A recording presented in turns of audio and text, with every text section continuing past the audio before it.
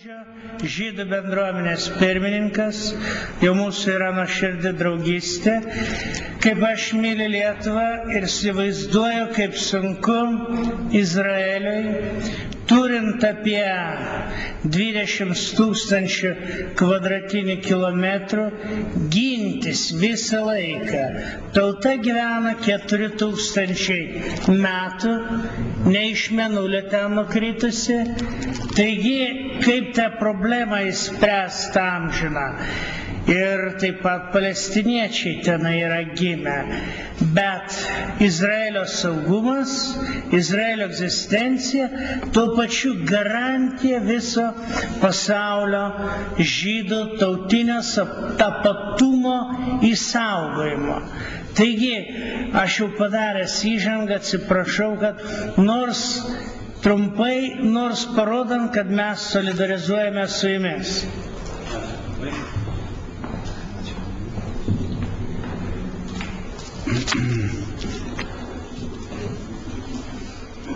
Gerbimieji konferencijos dalyviai, aš nenoriu pažeisti Lietuvos įstatymai. Tik pradėjau kalbėti lietuviškai ir rašyti lietuviškai ir yra daug klaidų, būkit malonu atleiskit, jeigu tai bus. Tai mano pranešimas bus nedidelis, todėl kad laikas labai mažas ir noriu visiems dalyviam, gerbingam dalyviam, aukštos konferencijos dalyviams leiskite pasakyti šios aukštos intelektualinės kultūros konferencijos. Šį pranešimą nedidelį. Yra problema,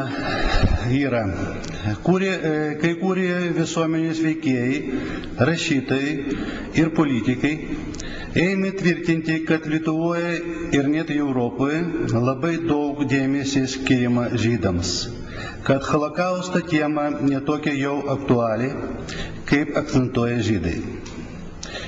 Būtina pareikšti, kad žydų tragedija tai pasaulinė masto tragedija ir jeigu neįvertinti ir nedaryti iš to išvadų, tokios tragedijos kartosis ir atveju tik su kitomis tautomis ir kitomis religinėmis konfesijomis. Gaila, no teisa yra kaip yra. Tad ką daryti? Jeigu sunaikintas žydų bendruomenės šešėliai klajoja Lietuvoje, miestelėse ir miškuose, kaip tos baisus tragedijos liudininkas, atsakymas vienas.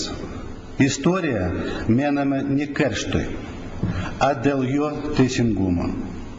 Europos žydai tame tarpe ir maža Lietuvos žydų bendruomenė norėtų kelti savo moralinį ir dvasinį sąmoningumą, kad gyvenimą Europai bendrijai priimti be skausmo ir gerai jautėsi jai. Libano krikščionių partijos reikalavo iš šalies ištremti palestiniečių ekstremistus, o Libano paskelbti neutralinę Šveicarijos tipo valstybę. Gaila, kad taip neatsirado vieto. Pietų Libano palestiniečiai šiitai nuolat puldinėja Izraelio teritoriją, o Libano vyriausybė nešėjimo priemonių jas nuginkluoti pagal rezoliucijos tautinių nacionalinių organizacijos. Šis tarptautinės teisės pažeidimas daug ką pasako, verta apie tai susimastyti.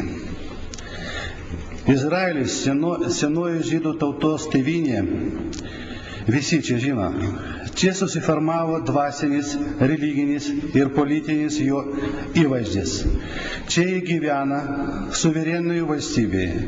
Čia susiformavo nacionalinės vertybės ir pasaulio bendruomenė paveldo amžiną knygų Torą. Pabaigai noriu pabrėžti, kad Izraelio saugumą yra pasaulinio Europos Sąjungos ir progresyviai žmonių garbės ir atsakomybės reikalas. Ir turiu tokią progą, noriu širdingai padėkoti Katalikų bažnyčiai ir jo atstovam, asmeniškai daktarui Robertui Pukeniui, už bendradarbiavimą, už geros santykius, kad jis aukštus žmogus, kultūros ir tolerancijos žmogus. Ačiū. Visą savo pranešimą aš paliksiu, jeigu galit. Galima? Taip, prašau. Ačiū už dėmesį.